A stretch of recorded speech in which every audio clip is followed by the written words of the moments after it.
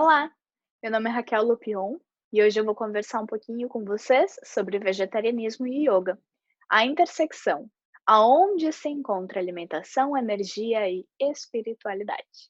É um prazer estar compartilhando esse conhecimento com vocês e agradeço muito o convite. A proposta da nossa conversa de hoje vai permear quem sou eu, o que é o yoga, os preceitos éticos da prática, os aspectos energéticos, focando um pouco mais em prana, gunas e alimentação vegetariana na prática. Então, eu trouxe conhecimentos da filosofia do yoga, da filosofia da onde deriva o yoga, de conhecimentos milenares orientais, para a gente conversar um pouco, então, sobre aspectos do vegetarianismo, né? Talvez tu esteja acostumada só a refletir sobre o vegetarianismo sob uma ótica mais ocidental. Então, eu te convido a vir conhecer um pouco mais, então, da cultura oriental, dessa filosofia, e pega o teu chazinho e senta aqui comigo para compartilhar. Bom, meu nome é Raquel Lupion e eu sou nutricionista. Eu fiz a minha faculdade de nutrição, me formei há 10 anos e eu sou profissional de educação física também. Depois da faculdade de nutrição, eu fiz a graduação em educação física e me formei há 8 anos. Uma parte das duas eu fiz junto. Depois disso, então, eu fiz uma pós-graduação em nutrição clínica e, junto com a pós, eu fiz o mestrado em ciências do movimento humano. Mais ou menos uns 2 anos depois que eu finalizei o mestrado, eu finalizei em 2014, até 2016, mais ou menos, então, 16, 17, eu ainda estava envolvida na vida acadêmica. Isso era o que eu achava que eu gostaria para o resto da minha vida. Então, eu dividi meu tempo entre consultório e aulas. Dei muitas aulas pelo Brasil todo, em pós-graduações, em graduações. Fui coordenadora de uma pós-graduação e em 2017, mais ou menos, eu percebi que aquilo não era bem o que me fazia feliz. Pratico yoga desde 2011. Temos uma convidada no vídeo. Conheçam a Gandhi, gatinha mais maravilhosa deste Brasil. Em 2011 eu comecei a praticar yoga e o yoga ele me colocou num caminho de autoconhecimento. E esse caminho ele foi fundamental para me ajudar na minha transição de carreira.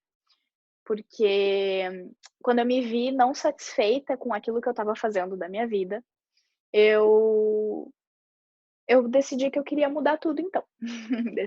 Decidi que, eu gostaria de me conhecer melhor para saber o que me fazia feliz. E o yoga ele entrou muito forte na minha vida nessa época, e aí eu decidi fazer um curso de formação. Os cursos de formação em yoga, eles são muito mais para autoaperfeiçoamento e autoconhecimento do que formar professores mesmo, porque a gente mergulha de cabeça na prática.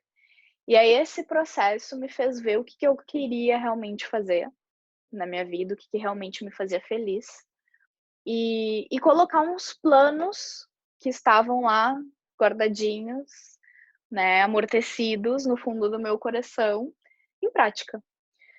Eu, desde que me formei nutricionista, em 2010, eu tinha o sonho de abrir um espaço de saúde e bem-estar. Eu sempre gostei de trabalhar com saúde. E aí, então, em 2018, eu decidi que eu iria abrir o meu espaço de saúde e bem-estar. Eu terminei a minha formação em 2018. E em 2018, eu abri a BeBalance. Então, eu sou fundadora da BeBalance. E lá é um espaço de saúde e bem-estar. Nós agregamos serviços que contemplem essas áreas. Nós temos aulas de yoga, nós temos atendimento de nutrição, massagens, reiki, enfim. Para a gente começar inspirada, eu compartilho então algumas palavras de inspiração de Gandhi, que para mim é uma grande referência. Apesar de não ser um mestre yogi, do yoga que a gente geralmente conhece, que é o de asanas, Gandhi é um mestre yogi de uma outra forma de yoga que nós já vamos conversar agora. Daqui a pouco, quer dizer, que nós já vamos conversar. Então, dentre os inúmeros conhecimentos que Gandhi compartilhou conosco, esse acho que vem muito ao encontro do que a gente conversa quando a gente fala sobre vegetarianismo, que ele diz então que no semblante de um animal que não fala, há um discurso que somente um espírito sábio realmente entende. E aqui entende-se por espírito sábio não alguém superior a outro ser, mas alguém que busca dentro de si a sua própria evolução. O que é o yoga, então? O yoga é uma prática milenar originária da Índia. Ainda que algumas pessoas associem o yoga apenas aos asanas, que são as posturas que a gente faz, né, os exercícios, vamos dizer assim, com o corpo, o yoga, na verdade, ele é um estilo de vida, é uma filosofia de vida. Diversos textos da filosofia hindu fazem referência ao yoga, e aqui eu posso destacar os Vedas, os Upanishads e Bhagavad Gita. São textos clássicos, né, da filosofia hinduísta. Ainda que sob diferentes ainda que sob diferentes óticas, uma vez que existem variadas formas de expressão do yoga, como eu tinha comentado antes. A gente tem Raja Yoga, Karma Yoga, Bhakti Yoga, Jnana Yoga e Tantra Yoga. Gandhi pode ser destacado um mestre yogi porque ele expressou toda a sua sabedoria, todo o seu conhecimento através do amor. E isso a gente vê na expressão do yoga através de Bhakti Yoga. Bhakti é amor. E o yoga que a gente está acostumado a ver em redes sociais, e internet, etc., é o Raja Yoga, que usa o nosso corpo como um instrumento para atingir o objetivo final do yoga, que é a iluminação. Iluminação, nirvana, samadhi, qualquer palavra que tu quiser usar para se referir a esse objetivo final, né? Então, dentro do Raja Yoga, a gente tem textos sagrados também, que também bebem, né, dessa fonte dos textos sagrados hinduístas, mas que são mais específicos para Raja Yoga. Então, aqui eu posso destacar os Yoga Sutras de Patanjali, que a gente vai falar bastante nessa aula de hoje. Patanjali foi um grande mestre yogi que compilou todo o conhecimento do yoga, todo, vamos dizer, o passo a passo, ele escreveu um passo a passo, todo esse conhecimento que antes era compartilhado de mestre para discípulo apenas verbalmente. Patanjali compilou esses conhecimentos num passo a passo e ele descreveu como atingir o Nirvana em 8 passos. Ele era o coach da época. Ele descreveu, então, 8 passos. Yoga Sutras de Patanjali. Bom, a primeira frase que ele escreveu na abertura dos seus Yoga Sutras, ele descreveu o que era yoga. E é essa frasezinha que eu coloquei aqui em itálico, Yoga Chitta Vritti Nirodha, que significa, isso é em sânscrito, e significa que yoga é a cessação das turbulências da mente. Ou seja, tu atinge yoga quando tu tem uma mente calma, quando tu consegue atingir um estado de não identificação com o ego. Sim, é um estado de iluminação. É o objetivo final. Olha, eu tinha esquecido que eu tinha colocado esse slide. Então, eu apresento a vocês os Yoga Sutras de Patanjali. Essa é a carinha de um dos livros que eu mais gosto. Existem várias editoras que publicam Yoga Sutras de Patanjali. Eu gosto muito desse porque ele vem super comentado. Então, é um texto clássico, né, fundamental do sistema filosófico do yoga, de Raja Yoga. essa é a carinha deles. Eu acho incrível, eu acho super fácil de ler, porque como é um texto filosófico, antigo, é uma leitura difícil, mas ele vem todo comentado, ele é bem interessante. Quem se interessa pela área, é legal de conhecer. Então, como comentei antes, né, que os Yoga Sutras eles são um compilado de ensinamentos, e ele escreveu, então, em 8 passos como atingir Samadhi, que é a iluminação. Yamas, niyamas, asanas, pranayamas, pratyahara, dharana e dhyana. Yamas e niyamas, a gente vai falar mais daqui a pouco. É como se fosse o código de ética e de moral do yogi. O que a gente deve e o que a gente não deve fazer.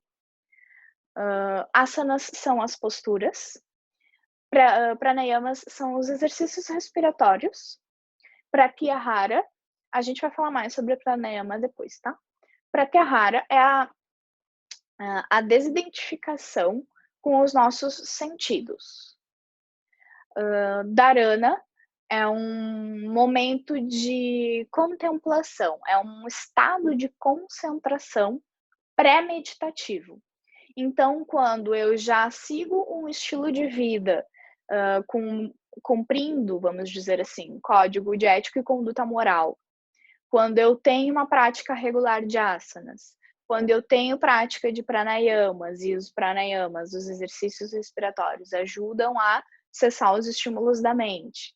Quando eu já tenho a abstenção dos sentidos, eu não deixo mais qualquer barulho me atrapalhar, eu não deixo mais a minha visão fazer eu perder o foco, eu não deixo mais dores e desconfortos me atrapalharem na concentração, eu alcanço o estado de dharana.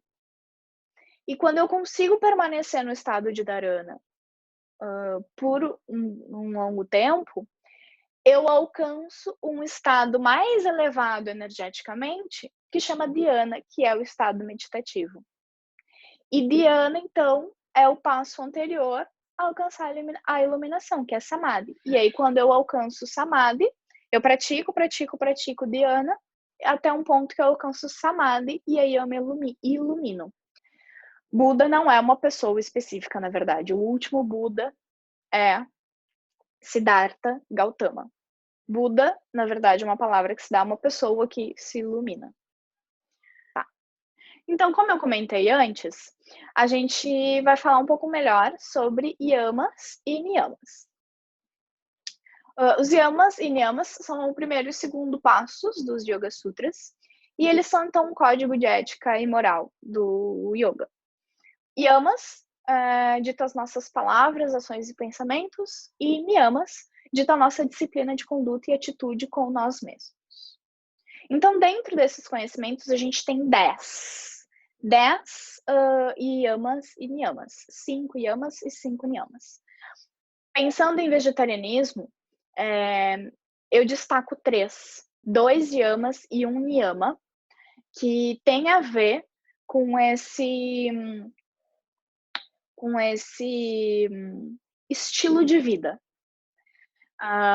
Ahimsa, Satya e Tapas. Então, quando uma pessoa decide estudar a parte filosófica do yoga, já desde o seu primeiro contato, ela vai ter o ensinamento sobre não comer animais. Ahimsa é não violência. Também Gandhi foi uma das grandes referências desse yama, que é a não violência, a compaixão para todos os seres.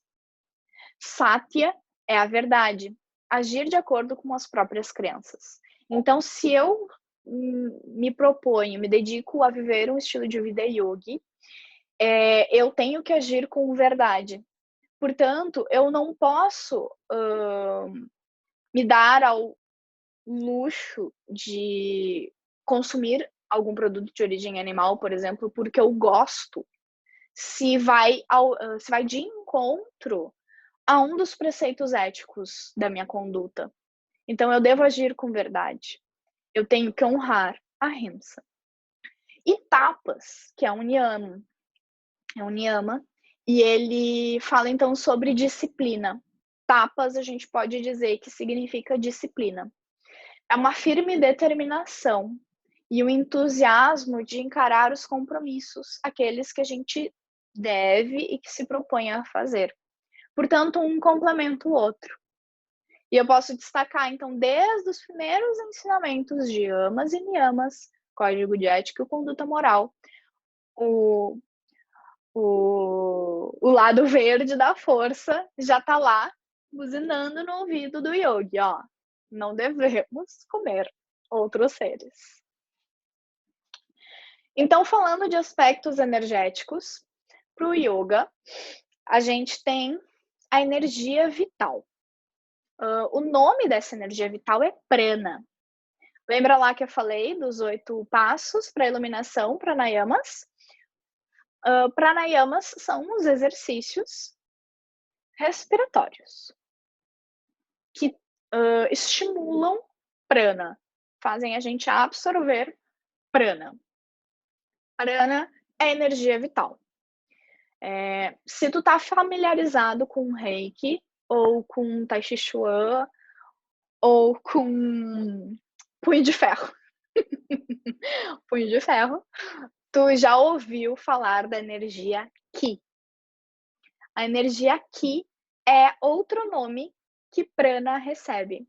Só que energia Ki é o nome que essa é a mesma energia de prana, mas que a medicina oriental chinesa dá, né, esse nome.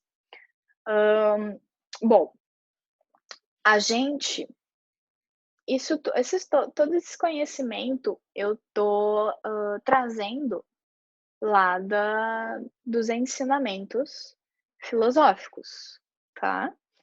Então, como que funciona? Nós temos níveis energéticos. Nós não somos só essa carcaça física que a gente vê. Esse é apenas um nível energético. Inclusive, esse é o nível mais baixo energético, esse é o nível mais denso, que recebe o nome de Anamaya Kosha. Anamaya Kosha é o nível mais denso, mais energético, mais baixo. É o que a gente vê com os nossos olhos. Esse nível físico, a gente alimenta com nutrientes dos alimentos que a gente produz, que a gente tem aqui na Terra. Os outros níveis energéticos, eles são mais sutis. E aí os nutrientes que a gente... A gata quase derrubou o vaso em cima de mim. E esses níveis energéticos, essas outras camadas energéticas, e aí ali tá coloridinho no slide, tu pode ver. Pranamaya Kosha, Manomanaya Kosha, Avishnamaya Kosha e Anandamaya Kosha. Esses são níveis energéticos mais sutis. E os nutrientes, carboidratos, proteínas, lipídios, não nutrem essas camadas energéticas. O que nutre é prana, essa energia vital. Por isso, a importância de estimular exercícios respiratórios. Por isso, a importância de fazer exercícios respiratórios que trabalhem o nosso prana.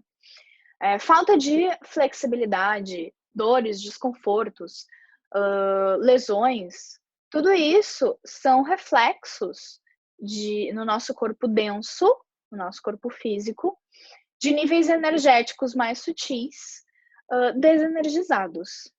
Então, o que a gente tem no nosso corpo denso é um reflexo do nosso não trabalho com a nossa energia. E por mais que tu não acredite tanto nisso, tenho certeza que tu já sentiu essas energias. Quando tu entra, por exemplo, num lugar e percebe que, nossa, a energia tá meio baixa, a energia tá pesada, ou até mesmo quando tu conversa com uma pessoa e às vezes até sai cansado de tanto que aquela pessoa drenou a tua energia. Isso, então, para o yoga, para essa filosofia, diz respeito a essas energias, essas camadas energéticas que nos compõem. Bom, a gente então trabalha essas energias com a respiração e isso nos dá vida. Com os pranayamas, a gente trabalha o prana, essa energia vital. Trabalhar pranayama é trazer vida. Quanto mais prana, mais vida. Quanto mais eu trabalho asanas, mais eu desbloqueio essa energia estagnada, mais eu ganho mobilidade articular, mais eu ganho flexibilidade, mais vida. E por que eu tô dando ênfase nisso? Porque quando a gente morre, a gente não tem mais prana. Então esse é um outro aspecto pelo qual a gente pode justificar o não consumo de animais. Porque para a gente comer um animal, a gente precisa matá-lo. E quando ele morre, ele já não tem mais prana. Se eu consumo um animal morto, não só eu não estou absorvendo prana, como eu também estou perdendo prana. E isso é muito importante. Então, não só em aspecto filosófico de código de ética e moral que a gente acabou de falar, mas também em aspecto energético. Um animal morto, ele não contém prana. Principalmente um animal que sofreu para ser abatido. Então, não só contém prana, como ainda contém uma energia super densa. E tudo que eu boto para dentro é daquilo que eu me nutro, tanto de nutrientes, proteínas, carboidratos e gorduras, quanto de energia. Então, para o yoga, a gente também não consome animais por conta desse aspecto energético. Então, um terceiro aspecto que eu quero trazer para conversar com vocês é sobre a filosofia Samkhya. O yoga, ele deriva de um dos 6 ramos filosóficos da Índia, que é a filosofia Samkhya. Dessa filosofia também deriva o Ayurveda. Por isso que Yoga e Ayurveda são consideradas ciências irmãs.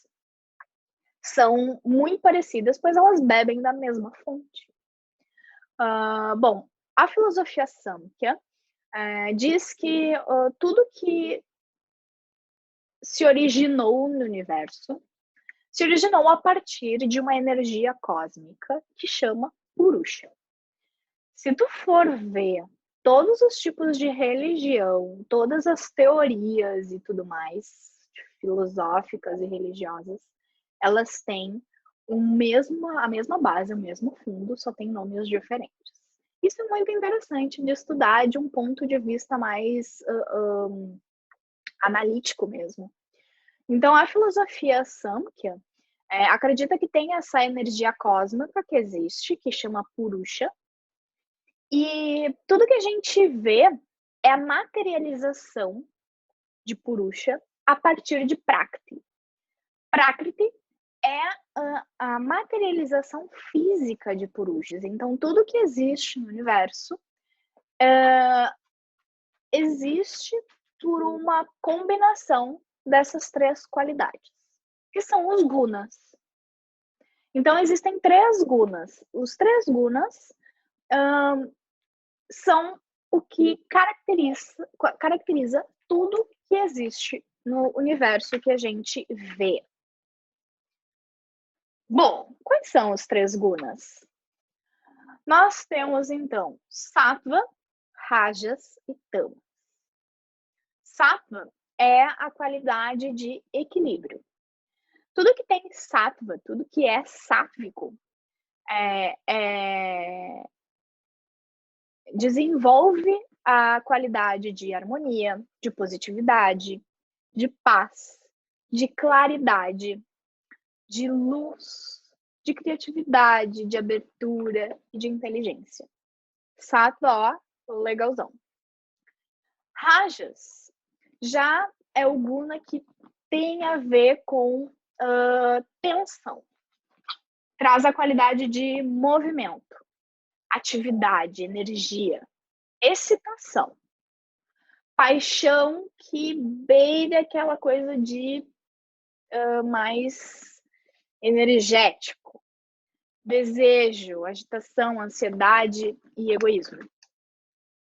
E Tamas é o guna que dá a característica de inércia, de inatividade, de negatividade, apatia, escuridão, de depressão, de ignorância. Então, a partir dessas 3 qualidades, tudo existe no universo. Como a partir dessas 3 qualidades tudo existe no universo, os alimentos não poderiam ser diferentes. A gente tem os alimentos sátvicos. Os alimentos sátvicos são aqueles que são caracterizados pelo guna sattva, que é de equilíbrio, de abertura, de energia e tal. Então, os alimentos sátvicos são alimentos que estimulam a vitalidade, o vigor, a saúde, que purificam e tranquilizam a mente, que são consumidos frescos, naturais, de preferência na sua forma orgânica, e não são geneticamente modificados e não são industrializados. Então, são aqueles alimentos que a gente consome quase igual ou igual como a gente retira eles da natureza. Aí eu coloquei algumas figurinhas ali, as frutas, para exemplificar, né? A gente tem alimentos sátvicos, então as frutas, os cereais, as leguminosas, as hortaliças, as verduras, as sementes, os grãos, as castanhas. Ou seja, a base da alimentação vegetariana. A base da alimentação vegetariana, a base da alimentação yogi, se eu pegar em conhecimentos ocidentais e orientais, é a mesma, só muda os termos. Esse tipo de alimento nos traz essa energia sátvica. Os alimentos rajásicos são alimentos que a gente deve evitar. Então, são alimentos estimulantes demais, produzem tensão física e agitação mental. E isso eu não quero. Lembra que eu pratico yoga, meditação, justamente para diminuir as oscilações da mente. Então, eu não gostaria de ter alimentos rajásicos. Os alimentos rajásicos, eles fomentam esses aspectos de raiva e de violência. O guna, rajas, é o que fomenta a discórdia na vida e as guerras no mundo. Então, não gostaríamos de rajas. Como exemplos, eu posso citar os alimentos que têm cafeína. E aí eu posso dizer dos cafés, dos chimarrões, aqui para quem é do sul, do chimarrão, chá verde, branco, preto, bebidas de cola, energéticos, alimentos industrializados. Eu posso falar também dos prontos, alimentos picantes, eu quero dizer, não dos prontos. Alimentos picantes, né, com muita pimenta. E alimentos rajásicos também são os muito açucarados, né, com excesso de adição de açúcar, não os açúcares naturais, né? E cebola e alho também são alimentos rajásicos. Por isso, quem está mais habituado, por isso que quem está acostumado então com a alimentação ayurvédica sabe que não se cozinha nada com cebola e alho. Aqui no Brasil a gente é muito acostumado a cozinhar absolutamente tudo com cebola e alho, né? E na verdade, para o yoga e para alimentação baseada então em yoga e ayurveda, a gente não usa cebola e alho. Em compensação, a gente usa um tempero, a safétida, que o nome é horrível, mas é um tempero super gostoso que dá bastante sabor ao alimento. Então, alimentos rajásicos a gente não quer. E também alimentos tamásicos. A gente também não quer os alimentos tamásicos. Lembra lá da figurinha do Homer? Alimentos tamásicos são aqueles que predominam o guna tamas. Então, os alimentos tamásicos fazem as pessoas ficarem mais desajeitadas, preguiçosas, desprovidas de objetivos e de vontades. Lembra, inércia, inatividade? Enchem a mente de escuridão, de pensamentos ilusórios. Eu tenho tanto alimentos tamásicos quanto atitudes tamásicas. Então, por exemplo, comer em excesso é uma atitude tamásica. Para o yoga, a gente deve respeitar muito a sensação de fome e saciedade. Para o yoga, a gente deve respeitar muito o horário de se alimentar e o horário de não comer nada. Porque existem esses dois momentos no nosso corpo. Momentos pós-alimentação e momentos sem alimentação. Então, a gente deve respeitar esses dois momentos e não consumir alimentos em excesso, porque isso é uma atitude tamásica. Isso deixa a gente mais prostrado, mais cansado. Então, mesmo sem conhecer tudo isso de medicina ocidental que a gente conhece hoje, da questão de hormônios e, enfim, toda essa teoria acadêmica que a gente tem descrito em literatura científica hoje, os conhecimentos milenares já sabiam disso antes. Mesmo sem conseguir dar os nomes dos hormônios, as práticas já eram as mesmas. Esses conhecimentos, eles são muito ricos. Bom, alimentos tamásicos, eu posso destacar ali que eu botei ali carnes. Alimentos tamásicos, carnes. Tenho que evitar. Alimentos tamásicos, as carnes, as bebidas alcoólicas, fumar, usar drogas, frituras, industrializados. Industrializados pode ser, dependendo do tipo de industrializado, pode ser rajado. Vamos deixar bem diferenciado, assim, porque rajasco, se eu tiver excesso de açúcar, eu tenho um alimento rajásico. Mas aqui o industrializado, eu posso dizer de alimentos enlatados, embutidos, tá? São alimentos tamásicos, enlatados, embutidos. Então, para a alimentação do yogi, é dar preferência para sáttvicos e evitar rajásicos e tamásicos. É ou não é as mesmas orientações que a gente tem para uma boa saúde aqui no Ocidente? O nosso entorno se constitui do alimento que comemos, do ar que nós respiramos e das coisas que nós vemos, sentimos, ouvimos e tocamos. Esse ambiente configura o nosso mundo interior. Para alcançar o propósito da vida, a satisfação e a perfeição, é necessário uma mente tranquila e concentrada. Lembra? Estou falando isso desde o início. Se não possuímos o controle sobre o nosso corpo, quem dirá controlar a nossa mente? Se disciplinarmos primeiro o corpo físico denso, a mente será mais fácil de controlar. E a dieta desempenha um papel fundamental e muito importante nesse processo. Afinal de contas, acabamos de ver que os alimentos são constituídos de gunas, né, de características específicas, e esses gunas influenciam o estado da nossa mente.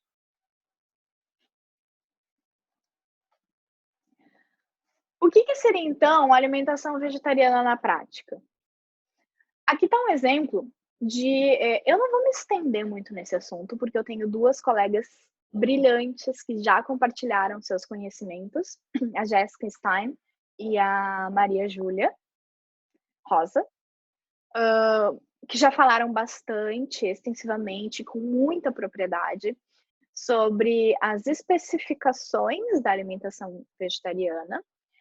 Mas como eu trouxe, então, esse olhar sobre a ótica, então, do yoga, eu vou dar essa pincelada sobre o que seria uma alimentação vegetariana na prática a partir do conceito do yoga, né, da visão do yoga.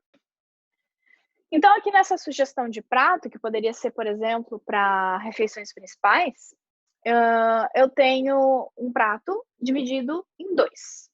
Metade vai ser composto de legumes e hortaliças. E a outra metade vai ser dividida em 3. Então, 1/3 vai ter frutas e hortaliças, frutas e oleaginosas. Nessa situação, por exemplo, eu posso indicar frutas cítricas que contenham vitamina C, uma boa dose de vitamina C, porque a vitamina C, ela aumenta de 50 miligramas de vitamina C aumenta de 3 a 4 vezes a absorção do ferro vegetal. Então, super legal e importante para quem tem dieta à base de vegetais. Por exemplo, chia e linhaça são a nossa fonte de ômega 3, que é uma gordura poliinsaturada, super anti-inflamatória, super importante, que a gente não produz e a gente precisa da alimentação, pegar, né, dos alimentos. Então, posso sugerir aqui chia ou linhaça. Mas também a gente pode usar outras oleaginosas. A gente pode usar oleaginosas. como a castanha do Pará ou a castanha de caju. Sendo a castanha de Pará, por exemplo, uma ótima fonte de selênio, ótimo para sistema imunológico. Enfim, cada alimento tem sua propriedade específica e a regra geral é sempre variar. Monotonia alimentar é igual deficiência nutricional. Não é o tipo de dieta que tu segue. E aqui a palavra dieta não quer dizer restrição alimentar, como a gente está acostumado geralmente a ouvir. Dieta é padrão alimentar. Eu sigo uma dieta vegetariana, ou seja, eu tenho um padrão alimentar que exclui animais do meu prato. Dieta que não é restrição, tá? Bom, então, dieta monótona é igual deficiência nutricional, tá? O que a gente não pode ter é comer sempre a mesma coisa. A gente tem que variar bastante, fazer combinações. E aí o outro, 1/3 dessa metade do prato, de leguminosas, que é a principal fonte proteica do vegetariano. E que também é um alimento sáfico. Esse prato que ele tá totalmente sáfico. Claro, se tu pegar um feijão enlatado, ele não vai mais ser sáfico. Ele vai ser, lembra lá? Tamásico. Então, esses pequenos detalhes pro yoga também. Eu esqueci de falar. Alimento requentado é tamásico também. Ou seja, essa nossa estratégia que a gente tem aqui, que eu faço também, de cozinhar um dia para 4, 5 dias e ficar esquentando no micro-ondas, não é uma coisa legal pro yoga. Porque tira a prana. O prana, ele não fica no alimento requentado. Então, ele vai perdendo essa energia vital e vai se tornando um alimento tamásico. Então, é interessante ser sempre fresco, tá? Claro que dentro do possível e do praticável, né, gente? Sempre bom senso. Eu cozinho um dia para 4, 5 dias. E tô feliz assim.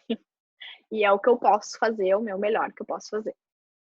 Bom, as leguminosas, então eu tenho ervilha, grão de bico, todos os tipos de feijão, feijão branco, feijão preto, feijão carioca, feijão vermelho, feijão azuki, feijão de corda, feijão, sei lá, todos os tipos que existem, azuki, tem muitos tipos. Soja, né, o grão da soja, a proteína texturizada de soja, tá tudo bem comer também, claro que melhor que não seja todos os dias, porque é um alimento ultraprocessado, não é mais sátrico, ele vai ser um alimento tamásico, mas, eventualmente, tá? Tudo bem, né? Bom senso. A gente evita, não é proibição, certo? E o outro terço de cereais tubérculos. Cereais sempre muito importante para fazer a combinaçãozinha, né, com as leguminosas, para dar a nossa tal da proteína completa, ou seja, fornecer aqueles aminoácidos que a gente não consegue produzir dentro do nosso corpo.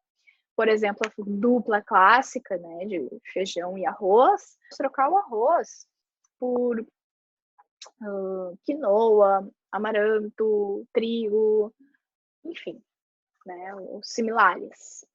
E tubérculos também, batatas, né? Diferentes tipos de batatas, polenta, aipim, essas coisas. Aipim, para quem é aqui do sul, né? Mandioca, para quem não é. Bom, essa seria uma alimentação vegetariana na prática, o que não pode faltar. E, para finalizar, eu gostaria de deixar uma reflexão. Vivemos a prática de yoga também quando trazemos a nossa atenção para o momento presente, refletindo sobre as nossas escolhas, com intenções puras de transformar positivamente as nossas vidas. Entendendo que a alimentação é mais uma forma de entrar nessa dança do universo, alinhando as nossas necessidades com as suas leis e valores, escolhendo sempre o caminho que mais gera luz e paz, tanto em nós mesmos quanto no mundo ao nosso redor. Se isso não é um chamado ao vegetarianismo, eu não sei o que é. Gente, Muito obrigada pela atenção e pela companhia. Espero de coração que tenham gostado dessa nova ótica, dessa nova visão sobre o vegetarianismo, de beber um pouquinho lá na fonte dos conhecimentos orientais, da filosofia do yoga e uma pincelada de Ayurveda também. Quem quiser ter mais conversas comigo sobre esse assunto, quem tiver mais dúvidas, pode entrar em contato comigo, ali está meu e-mail, raquelbibalance.com.br. O meu Instagram é @raquellupion. O Instagram da empresa é @bi.balance. E o site também tem como conhecer mais da empresa e como entrar em contato comigo também, conhecer mais do meu trabalho, é www.bibalance.com.br. E pelo Instagram eu compartilho diariamente conhecimentos do yoga, de filosofia, enfim.